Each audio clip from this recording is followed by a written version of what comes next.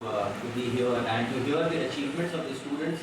It has given me immense pleasure and made my job and task more challenging because I have to rise to you all now. I have to raise my bar. You have raised my bar so much.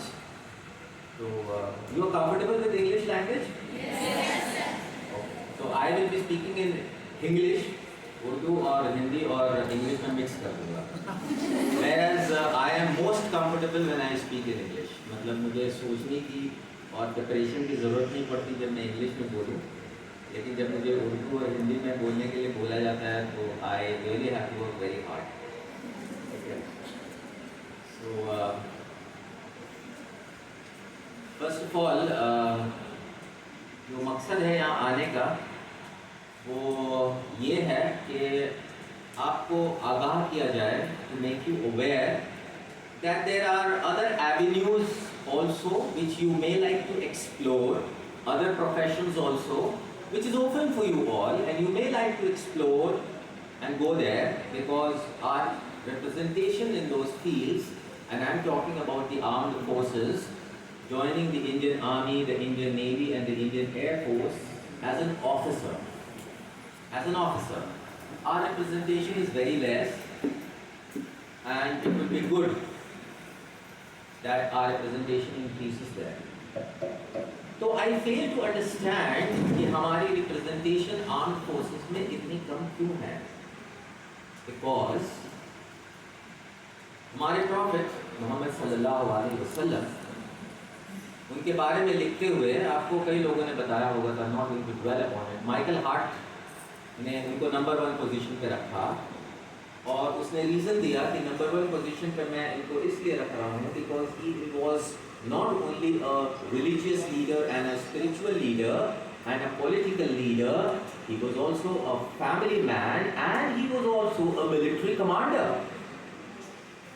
जब उन पे जंग मुसल्लत की गई, मक्का से फौज आ गई, तो बद्र में उन्होंने अपने लोगों के दिफा के लिए, औरतों और बच्चों के दिफा के लिए उन्होंने अपनी आर्मी को लीड किया. तो वो एक मिलिट्री कमांडर भी थे. और हमारी तारीख जब आप पढ़ेंगे तो बड़े बड़े जंगजू हुए हैं, बड़े बड़े great warriors and great emperors and great Kings. तो मुझे उम्मीद है कि आप लोगों ने सलाउद्दीन अय्यूबी के बारे में भी पढ़ा होगा. उन्होंने जेरूसलम पे कब्जा किया दोबारा. और आप लोगों ने फातेह सुल्तान महमूद के बारे में भी पढ़ा होगा. उन्होंने कुस्तुनतुनिया पे फतह किया, अगर आपको नहीं मालूम है ना. तो और हमने ये भी पढ़ा है कि जब हमारे प्रॉफिट सल्लल्लाहु अलैहि वसल्लम के वक्त के जब लोग जंग पे जाया करते थे तो उनकी जो अहलिया हैं वो उनके साथ जाया करती थी अपने शौहर के हौसले को बुलंद करने के लिए. और हमने ये भी पढ़ा है कि रज़िया सुल्ताना भी एम्परर थी, उन्होंने इस मुल्क पे हुकूमत किया है. हमने रानी लक्ष्मीबाई को पढ़ा है और कहीं ना कहीं मुझे उम्मीद है कि आपने बेगम हजरत महल के बारे में भी सुना होगा. वो इतनी फेमस नहीं हुई बट उन्होंने भी अपनी जंग में अंग्रेज़ों को टक्कर दिया और वो अपनी फौज को लीड कर रही थी. Then I fail to understand कि हम लोग आर्म्ड फोर्सेस को ज्वाइन क्यों नहीं करते, हमारे भाई क्यों नहीं करते, हमारी बहनें क्यों नहीं करती. And if at all there is a problem of not being aware, awareness की प्रॉब्लम है कि हमारे पास मालूमात नहीं है, तो इंशाल्लाह it will be my Endeavour, मेरी कोशिश होगी कि मैं आपको ये मालूमात दूँ. तो आप पूछेंगे कि ये मैंने बता दिया कि आर्म्ड फोर्सेस को ज्वाइन करना चाहिए. अब आप पूछेंगे कि आर्म्ड फोर्सेस क्या ऑफर करते हैं, अगर मैं ज्वाइन करूँ, मैं करूँगी, ज्वाइन करूँगी, करूँगा तो क्या मिलेगा. एक बेहतरीन करियर, एक अजीम करियर जिसमें इज्जत है, शोहरत है.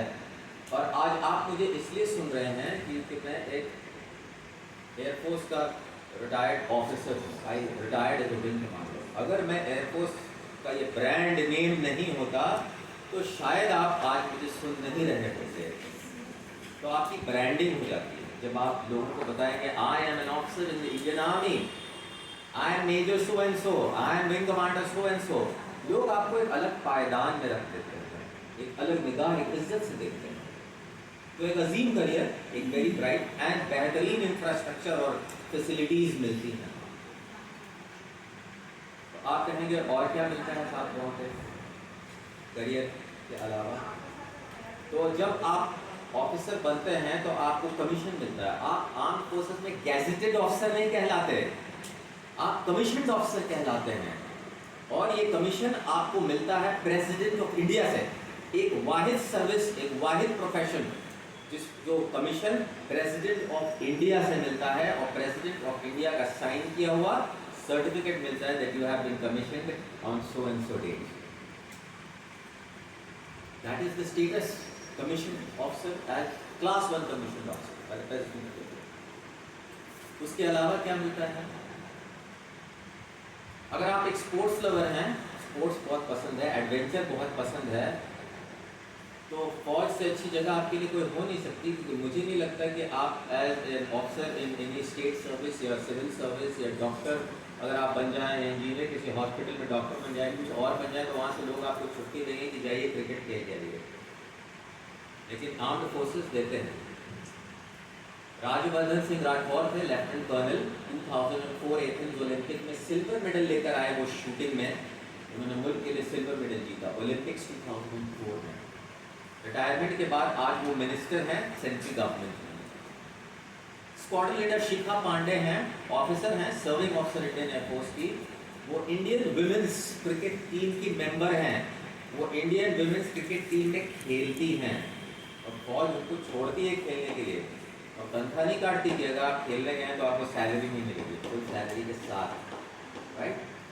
उसके अलावा आप कोई भी एडवेंचर एक्टिविटीज़ परस्यू करना चाहें, माउंटेनियरिंग से लेकर स्कीइंग, पैराग्लाइडिंग, पैराड्रॉपिंग, जहाज से कूदना चाहते हैं, पैराशूट से उतरना चाहते हैं, समुंदर में कयाकिंग करना चाहते हैं, जो भी करना चाहते हैं वो सारी फैसिलिटीज अवेलेबल कराती है। फौज इसको एनकरेज करती है, बढ़ावा देती है, क्योंकि इससे आपकी पर्सनैलिटीज में निखार आता है। करेज, जो करेज का एस्पेक्ट है, करेज, आदमी करेजियस होता है, क्लियर होता है। उसके अलावा आप पूछेंगे कि भाई अब करियर है तो सैलरी भी होनी चाहिए, तो उसकी भी बात कर लेते हैं। तो जब आप ट्रेनिंग में होते हैं तो आप कैडेट के नाम से जाने जाते हैं। कैडेट, आप कैडेट कहलाते हैं। और एक कैडेट को 56,100 रुपीज़ पर मंथ स्टाइपेंड मिलता है, मतलब एक फिक्स्ड अमाउंट ट्रेनिंग के दौरान 56,100। और जब आपकी ट्रेनिंग कंप्लीट हो जाती है और आपको कमीशन मिल जाता है प्रेसिडेंट ऑफ इंडिया से, तो अगर आप एयरफोर्स में हैं तो आपको जो रैंक मिलता है, आप flying officer so and so. Army में हैं तो आप लेफ्टिनेंट बनेंगे, और नेवी में हैं तो आप सब लेफ्टिनेंट कहलाएंगे। और तब आपकी जो सैलरी है वो 60,000 से 80,000 के दरमियान होती है। लेकिन ये सिर्फ पे है, इसके अलावा अलावेंसेस होते हैं, और वो सारे अलावेंसेस मिलने के बाद जो आपकी स्टार्टिंग सैलरी होती है वो तकरीबन 1 लाख के आसपास होता है। इसके अलावा ये तो पे हो गया, पर्क्स भी मिलते हैं। Perks, PERKS। पर्क्स क्या है कि जब आप एक ऑफिसर बनेंगे तो आपको रहने के लिए एक सूटेबल अकोमोडेशन घर दिया जाएगा, फ्री ऑफ कॉस्ट, खाना free of cost, medical facility free of cost, छुट्टी, कितनी छुट्टी है? मान लीजिए आप कश्मीर में पोस्टेड हैं, दिल्ली में हैं, मुंबई में हैं, आप घर आना है, 80 डेज, 80 दिन, 60 days annual leave, 20 days casual leave. और आने जाने के लिए फ्लाइट की टिकट मुफ्त, ट्रेन से आना चाहते हैं AC 2 टियर में फ्री, एक बार साल में, दोबारा दूसरी तीसरी बार के लिए कंसेशंस मिलते हैं, पूरा फ्री नहीं होता, कंसेशंस होते हैं। उसके अलावा आप आगे पढ़ाई करना चाहते हैं, आप अपनी क्वालिफिकेशन को और बढ़ाना चाहते हैं, 2 साल की स्टडी लीव पेमेंट के साथ, 2 साल की स्टडी लीव पढ़ने के लिए पेमेंट के साथ, ठीक। उसके अलावा लाइफ इंश्योरेंस कवर, बच्चों के लिए बच्चों के लिए अच्छी स्कूलिंग फैसिलिटीज़, केंद्रीय विद्यालय, air force school, army public schools. अच्छा, ये जो छूट है फ्लाइट से आने के लिए, ये सिर्फ आपके लिए नहीं है। अगर हमारी बहनें ऑफिसर बन गई, शादी हो गई, तो शौहर भी साथ में आएंगे फ्री, बच्चा भी साथ में आएगा फ्री, और माँ बाप अगर डिपेंडेंट हैं, मतलब उनकी कोई आमदनी नहीं है, माँ बाप की कोई आमदनी नहीं है, तो वो आपके डिपेंडेंट कहलाएंगे, उसका एक्शन हो जाता है। उनके लिए भी मेडिकल फैसिलिटीज़ फ्री और उनके लिए भी आने जाने के लिए फ्री।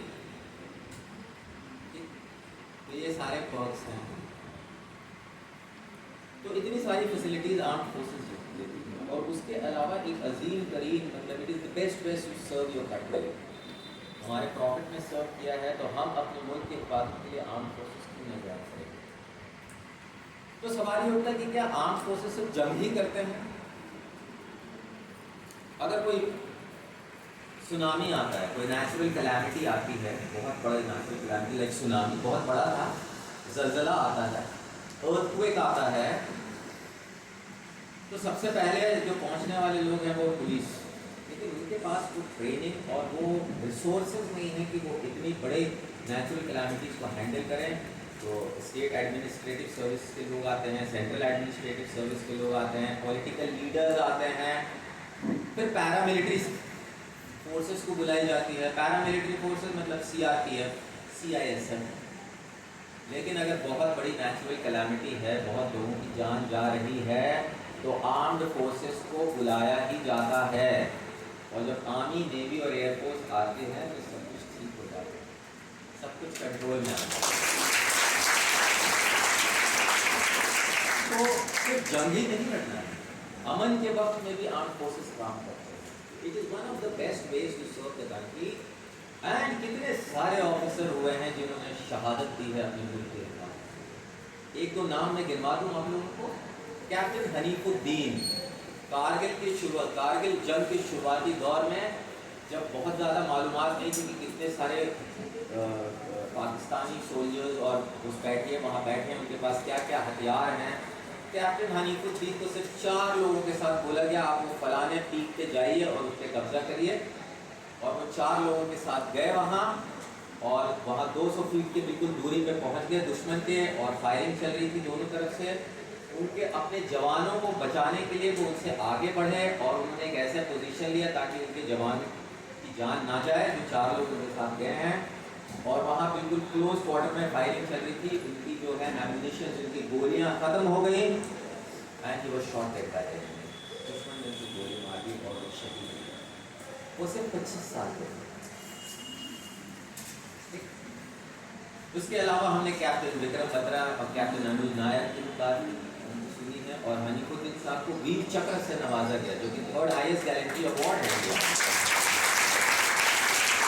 इसके अलावा आपका जेंडर क्या है, आप किस रिलीजन से आते हैं, इससे कोई मतलब नहीं है। कास्ट इंट्रीग की जुबान से आते हैं, आपको आपकी मेरिट पे सिलेक्शन होता है, और अपनी काबिलियत के बलबूते पे ऊंचे से ऊंचे पोस्ट तक जाने का पूरा आपके पास अपॉर्चुनिटी अवेलेबल है। मैं आपको एक एग्जांपल देता हूँ air chief marshal Idris Hasan Latif की। 1978 to 81 वो इंडियन एयरफोर्स के चीफ ऑफ एयर स्टाफ थे, मतलब इंडियन एयरफोर्स के हाईएस्ट, सबसे ऊंचे पायदान पे बैठे हैं, चीफ ऑफ द एयरफोर्स। ये अपने आप में एक बहुत बड़ी बात है। और जब वो रिटायर हो गए 81 में, तो 82 से 85 वो महाराष्ट्र के गवर्नर थे, air chief marshal Idris Hasan.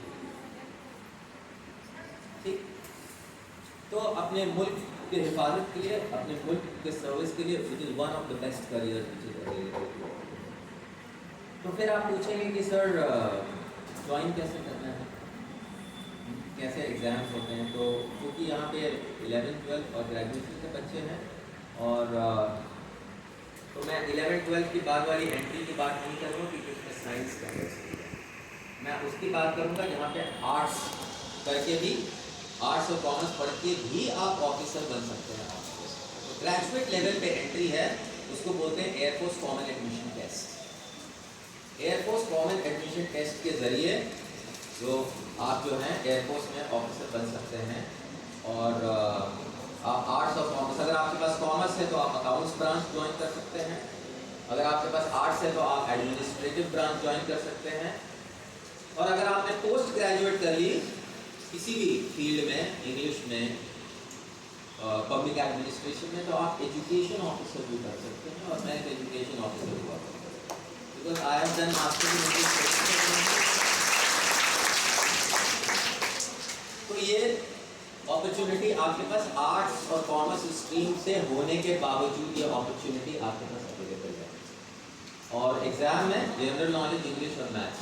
General knowledge में फिजिक्स, केमिस्ट्री थोड़ी बहुत होती है, बिल्कुल बेसिक्स होते हैं, और ऐसा नहीं होता कि आप उसको अटेम्प्ट नहीं कर सकते। और उसकी क्वेश्चन पेपर्स और उसकी किताब प्रिपरेशन के मार्केट में रेडी अवेलेबल है। If you are interested you must definitely join, you must definitely explore, क्योंकि हर जगह हमारे लोग होने चाहिए, so that we can serve the community and serve the country as well.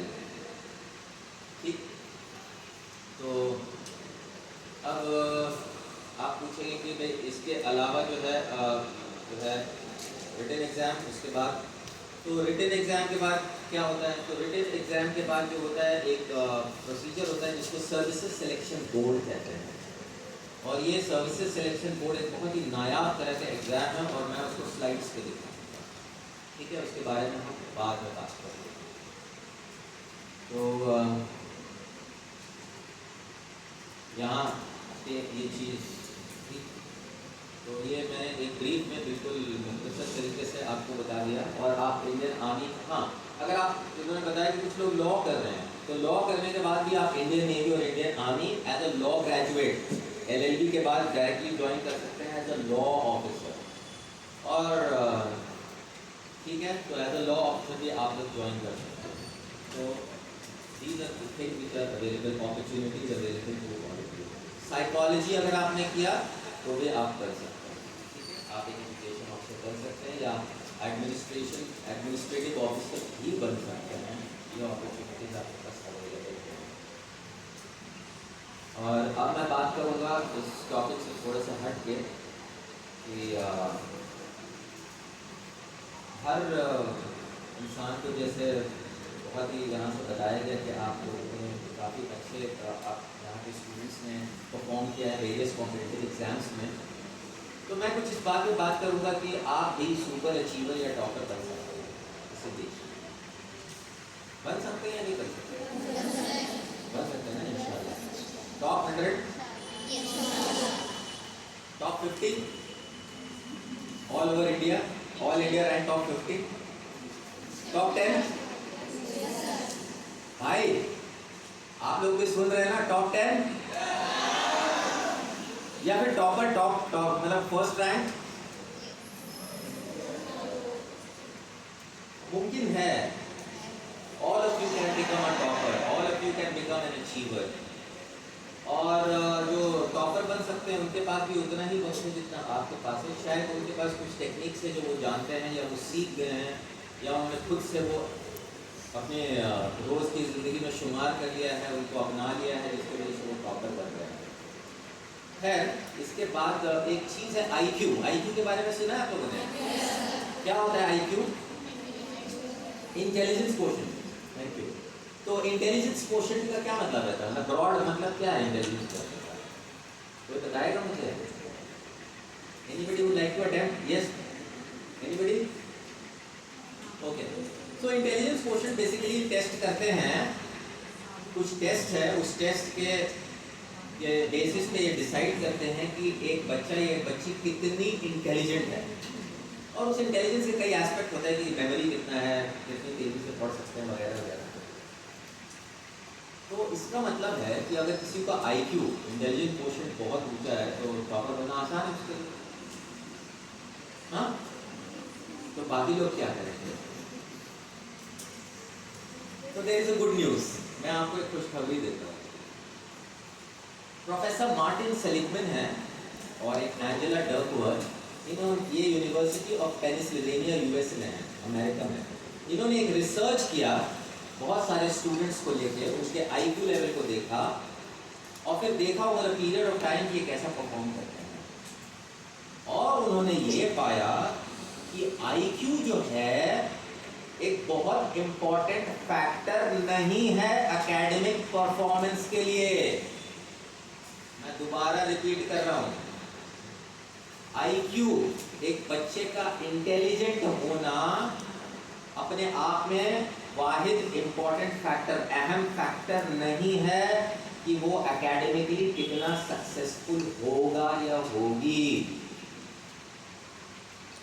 उन्होंने ये बताया कि अगर कोई बच्चा या बच्ची सेल्फ डिसिप्लिन्ड है तो उनकी एकेडमिकली सक्सेसफुल होने के चांसेस बहुत ज्यादा हैं। सेल्फ डिसिप्लिन, तो आईक्यू अपने आप में इंपॉर्टेंट नहीं है, सेल्फ डिसिप्लिन ज्यादा इंपॉर्टेंट। अब आप पूछेंगे कि सर एक मतलब सेल्फ डिसिप्लिन तो ठीक है और डिसिप्लिन के बारे में भी आपने सुना होगा, तो डिसिप्लिन और सेल्फ डिसिप्लिन में फिर क्या फर्क है? तो डिसिप्लिन वो है कि जब सर यहाँ देख रहे होते हैं तो आप पढ़ने की कोशिश करते हैं और आप बदमाशी नहीं करते, और जब घर में मम्मी पापा देख रहे हैं वो होते हैं तो आप मोबाइल को नहीं छूते और उनके जाते ही मोबाइल फिर उठा लेते हैं और आप फिर शुरू हो जाते हैं। ये है discipline. This is discipline. when somebody is watching, you are doing the right thing. When nobody is watching, you are doing what you want to do. जब कोई नहीं देख रहा है तो आप वो कर रहे हैं जो आप करना चाहते हैं। सेल्फ डिसिप्लिन क्या है? Self discipline is even when nobody is watching, you are doing the right thing. You are doing what you are supposed to do.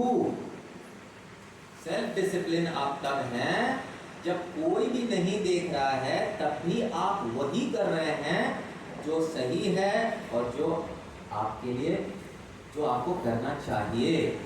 ये है सेल्फ डिसिप्लिन। तो self discipline is definitely superior to discipline, and उन्होंने self discipline के बारे में बात की, ना कि डिसिप्लिन।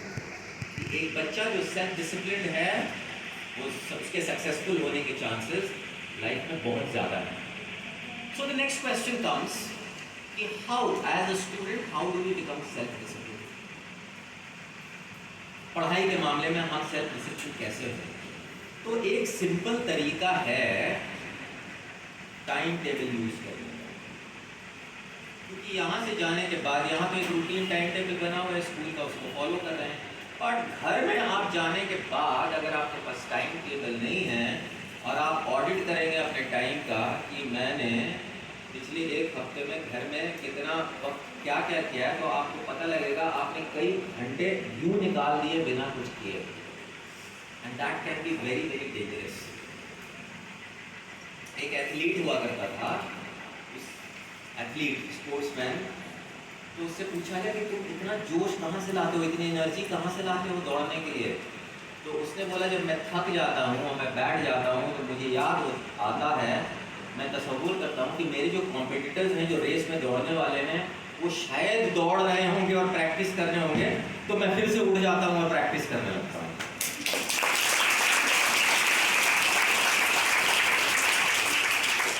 तो आप एक मिनट भी ज़ाया नहीं कर सकते। आप एक मिनट जो है एक स्टूडेंट के लिए कीमती होता है, specially if you want to become a super achiever. अगर आप एक सुपर अचीवर, आप याद रखिए कि आपके कंपटीशन में बहुत सारे ऐसे इदारे हैं all over Karnataka and all over India जहाँ बच्चे और बच्चियाँ पढ़ रहे हैं, और आपकी कंपटीशन उन सबसे है। You can not afford to waste even a single minute. तो time table is the best way कि मैं यहाँ से इतने बजे जाऊँगी, उसके बाद ये 1 घंटा, फिर ये करना है, फिर ये करना है, फिर ये करना है, फिर इतने बजे सोना है, इतने बजे उठना है। एक टाइम टेबल होना चाहिए। नाउ नेक्स्ट, टाइम टेबल के अलावा तो टाइम टेबल से एक चीज़ ये होता है कि आपका जो दिन है वो प्लान हो जाता है। जो बड़े बड़े सक्सेसफुल लोग होते हैं, जो बड़े बड़े ऑफिसर होते हैं और बड़े बड़े CEOs होते हैं, इवन जजेस होते हैं, उन सबके PA और सेक्रेटरी होते हैं। सुना है ना आपने? PA सेक्रेटरी क्या करते हैं वो लोग साहब का टाइम टेबल मेंटेन करते हैं, उनका शेड्यूल बोलते हैं कि कल सर 9 बजे ऑफिस में आएंगे और 9:05 से 10 बजे मीटिंग होगी, फिर 10:05 से फिर कॉन्फ्रेंस होगा, फिर 11:15 से 11:30 से फलाने शख्स मिलने आएंगे, फिर 11:16 से फिर ये करेंगे। एक एक मिनट की अकाउंटिंग, इसलिए वो वहाँ तक पहुँचे हैं। अभी आप स्टूडेंट हैं, आप पीए और सेक्रेटरी तो रख नहीं सकते, तो आप खुद अपना become a secretary and PA to yourself, become your own PA. आज से आप खुद के पीए बन जाइए। हाँ, and when you go back make a schedule for yourself कि मुझे करना क्या है, तो दिस विल हेल्प यू। क्योंकि एक कहावत है जिसमें लिखा है कि if you fail to plan you have already planned to fail. If you fail to plan, you have already planned to fail. अगर आपने प्लानिंग नहीं की है, मंसूबा नहीं बनाया है कि मुझे क्या करना है, तो आपने ऑलरेडी मंसूबा बना लिया है फेल होने का। ठीक, so if you fail to plan, you have already planned to fail. So please do not do that. Make a timetable. Now, time table बन गया और हम सेल्फ डिसिप्लिन थोड़े से हो गए कि हम अपने टाइम को, डिस्ट्रैक्शंस जो हैं उनको हटा दीजिए। पिछले लेक्चर में जहाँ मैं टॉक कर रहा था वहाँ कई क्वेश्चन आए थे कि मुझे डिस्ट्रैक्शन हो जाता है, मैं टाइम टेबल बनाता हूँ फॉलो नहीं कर पाता हूँ। तो मैंने बोला आप किस चीज़ से डिस्ट्रैक्ट होते हैं? तो उन्होंने बोला सर मोबाइल से। मैंने बोला मोबाइल किसने दिया? उन्होंने कहा मेरे वालिद ने दिया। मैंने बोला यहाँ से जाके अपने वालिद साहब को मोबाइल वापस कर दीजिए, The distraction is over. मैंने बोला ऐसा मत कीजिए कि मोबाइल यूज मत कीजिए, आप उनको वापस करिए और जब आपको ज़रूरत हो तब लीजिए। फोन करना है, स्टडी की कुछ बात करनी है ज़रूरी फ्रेंड से, उनसे ले लीजिए, बात कर लीजिए। कुछ इंपॉर्टेंट चीज़ इंटरनेट पे देखना है, ले लीजिए, देख लीजिए, वापस कर दीजिए। आपके पास रहेगा तो फिर प्रॉब्लम है और आपके लिए हर एक मिनट कीमती है। बट टेक्नोलॉजी का ज़माना है और टेक्नोलॉजी यूज़ नहीं करेंगे तो भी पिछड़ जाएंगे, तो टेक्नोलॉजी का यूज़ भी करना है। Please use a mobile. मैं मना नहीं कर रहा हूँ कि बिल्कुल मोबाइल की शक्ल नहीं देखनी, लेकिन अपने सामने रख के मत पढ़िए, क्योंकि अगर आपने उसको साइलेंट मोड में भी कर लिया तो उसमें जब ये मैसेज करेंगे उनको, उसमें नोटिफिकेशन है व्हाट्सएप में टक करके मैसेज आएगा, तो फिर आप टाइम टेबल को छोड़ के उठाइएगा। फिर इनका मैसेज पढ़ा तो किसी को रिप्लाई फॉरवर्ड भी करेंगे, आपके बड़ा अच्छा मैसेज दिया है, इसको भी भेज देती हूँ। So don't do that. Now, next thing is, if you want to become a super achiever or a topper, आपको हार्ड वर्क करना है। हार्ड वर्क सब लोग बताते हैं, हार्ड वर्क, लेकिन मैंने पाया है कि हार्ड वर्क करने के बावजूद कई स्टूडेंट्स के नंबर नहीं आते। रोज 10 घंटा पढ़ रहा है, नंबर कम आ रहे हैं। दूसरा है लड़का है 9 घंटा पढ़ रहा है, ज़्यादा नंबर आ रहे हैं। तो मुझसे पूछा गया फिर ये क्यों हो रहा है? मैंने बोला क्योंकि वो 9 घंटा पढ़ने वाला हार्ड वर्क नहीं कर रहा है, वो स्मार्ट वर्क कर रहा है। And when you work smart you work fast. So you have to do smart work and fast work. इसको लिख दीजिए अगर लिखना है, smart work and fast work. तो अब आप पूछेंगे कि सर स्मार्ट वर्क कैसे करें? हार्ड वर्क के बारे में तो पता था। तो स्मार्ट वर्क करने का तरीका है, again the time table will come into focus. Time table से आप सेल्फ डिसिप्लिन हुए थे, लेकिन अब उसको थोड़ा और आगे ले जाना है। फॉर एग्जाम्पल, आमतौर पर मुझे यकीन है कि बहुत सारे लोगों ने टाइम टेबल बनाया होगा, इससे पहले बनाया होगा और फिर थोड़े दिनों में उसको छोड़ दिया होगा। क्यों? You know why? क्योंकि आपने जब उस टाइम टेबल को बनाया तो आपने उसमें टारगेट सेट नहीं किया। Smart work requires, smart work demands कि उस टाइम टेबल में एक टारगेट भी सेट किया जाए। मसलन कि मुझे 1 घंटा इंग्लिश पढ़ना है, तो जब टाइम हो कि आज रात को 8 बजे से 9 बजे तक मैं इंग्लिश पढ़ूंगी, तो जब 8 बजे मैं वो इंग्लिश का किताब खोलूंगी तो फर्स्ट 5 मिनट्स मैं इस काम में मैं प्लान करूंगी कि मैं क्या पढ़ूंगी और कितना पढ़ूंगी। मैं क्या पढ़ूंगी और कितना पढ़ूंगी, या मैं क्या पढ़ूंगा और कितना पढ़ूंगा। आप लोग सुन रहे हैं ना? My brothers in the other room so गए क्या? ओके, तो मैं क्या पढ़ूंगा और कितना, तो कितना पढ़ूंगा ये भी डिसाइड करना है। तो 5 minutes of your that 1 hour has to be utilised in planning and setting a target. अब ऐसा हो सकता है कि आपने वो सेट किया कि मैं 1 घंटे में ये एक चैप्टर कंप्लीट करूंगा या करूंगी, लेकिन at the end of 1 hour आपने सिर्फ 3/4 या 90% कवर किया, तो कोई प्रॉब्लम नहीं है। अगर आपने वो टारगेट सेट नहीं किया होता तो शायद आप 20% अचीव करते, लेकिन क्योंकि आपने वो टारगेट सेट किया तो आपने 80 या 90% अचीव किया, तो आपकी एफिशिएंसी बढ़ गई। You have started working smart and working fast. Is it okay my brothers in the other room? Okay, तो उसमें ये जरूर करना है कि भाई एक टारगेट दो, 5 मिनट जरूर लगाना है। अगर आपको कभी कभी लगे कि मैं ये 5 मिनट कैसे इंतजार मतलब वेस्ट करूं प्लानिंग करने में, तो again if you fail to plan you have already plan to fail. आप ये देख लीजिएगा कि अगर आपने टारगेट सेट नहीं किया, आपने सोचा कि नहीं 1 घंटे में मैं जस्ट किताब खोलूंगा और सीधा पढ़ना शुरू कर दूंगा, तो 1 घंटे में आप 1 पेज पढ़ेंगे और आपने टारगेट सेट कर लिया 5 मिनट लगा के, you will achieve much more than what you have achieved. So the second thing is smart work का दूसरा जो टेक्निक है वो है यूजिंग द पोमोडोरो टेक्निक। सुना है इस बारे में पोमोडोरो टेक्निक? ओके, मैं समझाता हूँ। Pomodoro technique is nothing but एक ऑथर हुआ करते थे फ्रांसिस्को सिरेलो। 1980 में उन्होंने एक किताब लिखा और उसमें पहली बार उन्होंने पोमोडोरो टेक्निक के बारे में मेंशन किया पहली बार। और पोमोडोरो टेक्निक कोई नई बात नहीं है, हम सबको मालूम है कि भाई एक जो आदमी का अटेंशन स्पैन है ना एक स्टूडेंट का, वो ऐसा नहीं है कि आप लगातार 2 घंटे 2.5 घंटे 3 घंटे पढ़ लें। ऐसा हो सकता है क्या? No, you need a short break in between, break चाहिए ना बीच में। तो फ्रांसिस्को सिरेलो ने बोला, उन्होंने कहा कि 25 मिनट के बाद 5 मिनट का ब्रेक। 25 मिनट पढ़ाई पूरे जोर शोर से, जोश और खरोश से, पूरे कंसंट्रेशन एंड फोकस के साथ, एंड देन 5 मिनट का ब्रेक, देन अगेन 25 मिनट की पढ़ाई और 5 मिनट का break, and then again 25 minute के बाद एक लंबा ब्रेक 15 मिनट। आपको चाहिए आप 20 मिनट्स ले लीजिए, लेकिन जरूरी नहीं है कि आप 25 मिनट्स ही रखें। आप बेहतर जज हैं, आप अपने आप को बेहतर जानते हैं और जानती हैं। आपको लगता है कि नहीं मैं 40 मिनट्स तक कॉन्सेंट्रेट कर सकती हूँ, कर सकता हूँ, तो 40 मिनट्स रखिए और 5 मिनट का ब्रेक लीजिए। और वो जो लंबा 3 साइकिल के बाद जो लंबा ब्रेक लेंगे ना, that has to be planned. 15-20 minutes में मैं कुछ यूजफुल काम करूँ, खाना खा लूँ, नहा लूँ, कपड़े रेडी कर लूँ, या अम्मी को हेल्प करना है कुछ कर दूँ, वगैरह वगैरह, something important you can account. So you are managing your time in that long break।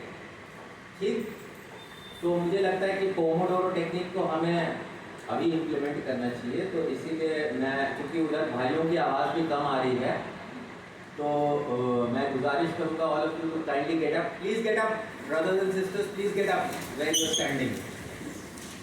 हाँ, और ये हम शॉर्ट ब्रेक ले रहे हैं, पोमोडोरो टेक्निक को अभी से लागू कर रहे हैं, we are implementing it, right. So take deep breaths, please take some deep breaths, लंबी सांसें लीजिए और exhale करके छोड़िए। And brothers, are you all standing there? Okay, very nice. Now I can hear you loud and clear. Very nice. Pomodoro technique काम कर रहा है, the break has rejuvenated you. Very nice. It has made you more energetic. So please sit down. हाँ, तो break के बाद मैं देख रहा हूँ कि यू आर ऑल रीजुवेनेटेड, है ना? तो बहुत देर से बैठे रहते हो। Hence proved that the Pomodoro technique is a useful technique and short breaks are required for the body and the mind। ठीक। Now the next technique to study is कि जब भी आप कोई चीज़ पढ़ते हैं, specially even if it is arts and commerce, तो सिर्फ पढ़ना ज़रूरी नहीं है, उसको समझना ज़रूरी है। जब आप समझ के पढ़ेंगे तो आपको याद रखना, याद करना आसान होगा, याद रखना आसान होगा। And you know what is the best way to understand something? Best way to understand, what is the best way to understand a subject? तब कब आप सबसे ज़्यादा आपको कोई चीज़ समझ में आएगा? Imagine, okay, imagine. रिसर्च बताता है कि आप सबसे ज़्यादा तब सीखते हैं जब आप किसी दूसरे को पढ़ाते हैं या दूसरे को एक्सप्लेन करते हैं। 90% learning takes place when you are teaching and when you are explaining to somebody else. तो एक रिचर्ड फाइनमैन थे, वो एक फिजिसिस्ट और 1965 में उनको नोबेल प्राइज मिला और उन्होंने फाइनमैन टेक्निक दिया और उन्होंने कहा कि एक स्टूडेंट को अच्छे से समझने और अच्छे से पढ़ने के लिए पहले पढ़ना चाहिए, समझना चाहिए और उसके बाद उसको उसी चीज़ को सिंपल लैंग्वेज में सिंपल टर्मिनोलॉजीज यूज करके उनको ये चीज़ किसी और को समझाने की कोशिश करनी चाहिए। अब आप किसको समझाएंगे घर में? तो आप एक इमेजिन कर लीजिए, तसव्वुर कर लीजिए कि मेरे सामने एक छोटा बच्चा बैठा है, 2 साल आपसे छोटा। अगर आप PU2 में हैं तो आप समझ लीजिए वो क्लास 10 में है, और आप ग्रेजुएशन सेकेंड ईयर में हैं तो आप समझ लीजिए वो PU2 में है, आप फाइनल ईयर में हैं तो फर्स्ट ईयर में हैं, और आप उसको एक्सप्लेन कीजिए। तो मम्मी आए तो बोले आजकल ये क्या बात करती रहती है दीवारों को देख के, मेरा बेटा पागल तो नहीं हो गया आजकल, बेटी क्या कर रही है, क्या प्रॉब्लम हो गई है? तो ऐसा बोलना चाहिए। अगर वो ऐसा बोलें तो इसका मतलब आपका काम सही चल रहा है। जब आप इस तरह से एक्सप्लेन करेंगे किसी चीज़ को, आप देखेंगे कि आपका खुद का कॉन्सेप्ट ज़्यादा क्लियर हो गया है। इसको कहते हैं Feynman technique, FEYNMAN, FEYNMAN, Feynman technique. किसी दूसरे को पढ़ा के अपना कॉन्सेप्ट क्लियर करना, और ये एक स्मार्ट वे ऑफ स्टडिंग है, स्मार्ट वर्क। तो आप किसी चीज़ को पढ़िए, समझिए, एंड देन दीवार की तरफ घूम जाइए। फर्स्ट कर लीजिए आप टीचर हैं और पढ़ाइए। आप इमेजिन करिए आपके सामने स्टूडेंट बैठा हुआ है और आप पढ़ा रहे हैं।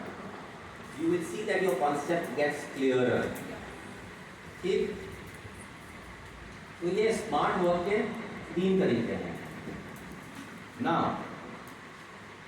एक इम्पॉर्टेंट चीज़ कि एक कर्व ऑफ फॉरगेटिंग होता है। फॉरगेट मतलब भूलना, ठीक, फॉरगेट मतलब भूलना।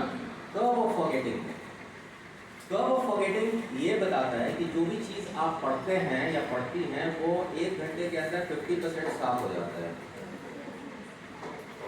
और 24 घंटे के अंदर 70% साफ हो जाता है।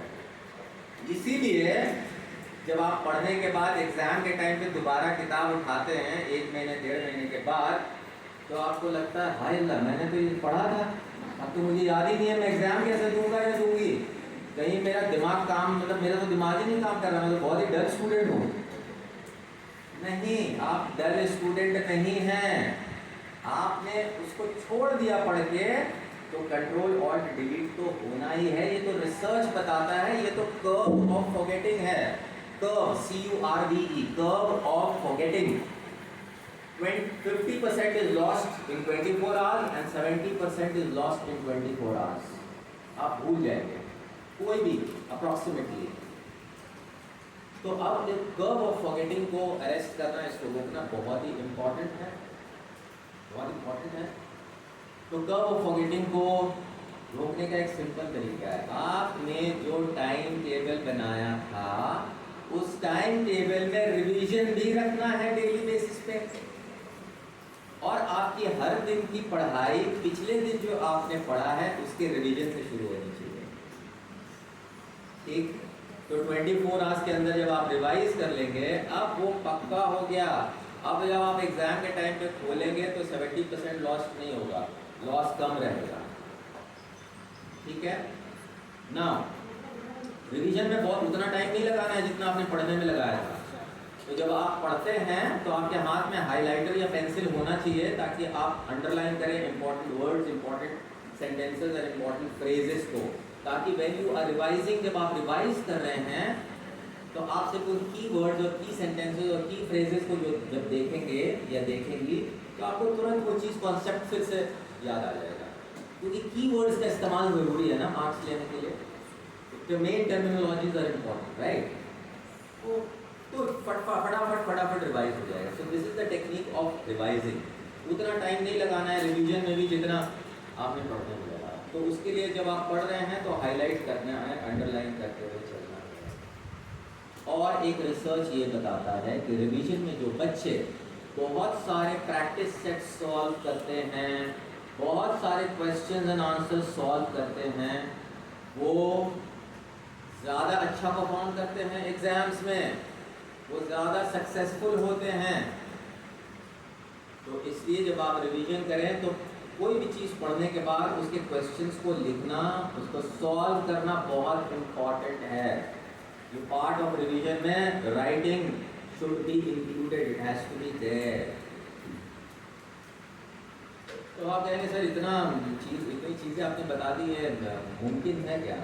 मैं कहूँगा आप कोशिश तो करिए। आज तक तो आपने कोशिश की नहीं, आपने टाइम टेबल बनाया फिर छोड़ दिया। तो टाइम टेबल क्यों नहीं फॉलो करते? क्योंकि आप ये टेक्निक्स, आपको उसका फ़ायदा नहीं दिखता। आप किसी चीज़ को कब छोड़ते हैं? जब उसका फ़ायदा नहीं पहुंचता आपको, तो आप उस चीज़ को छोड़ देते हैं। तो जब आप उसमें रिवीजन इंक्लूड कर देंगे, आप जब उसमें फ्रीक्वेंट पोमोडोरो टेक्निक्स के ब्रेक्स इंक्लूड कर देंगे, आप जब फाइनमेंट टेक्निक का इस्तेमाल करेंगे और दीवार को देख के पढ़ाएंगे किसी इमेजिनरी स्टूडेंट को, और आपका कॉन्सेप्ट क्लियर होगा, और जब आप रिवीजन में लिखेंगे और एग्जाम में मार्क्स आएंगे तो देन यू विल सी कि ओह माय गॉड, मतलब ये तो मिरेकल हो गया। I have improved so much, I have become so intelligent, मैं इतनी एफिशिएंट हो गई हूँ, मैं इतना एफिशिएंट हो गया हूँ। सो जो भी टॉपर्स होते हैं उनके पास भी 24 घंटे ही होते हैं।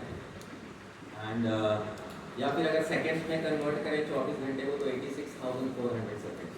टॉपर्स के पास 86,401 सेकेंड्स तो बिल्कुल नहीं होते, not even a second more. You agree with me, right? So this is the way of becoming a super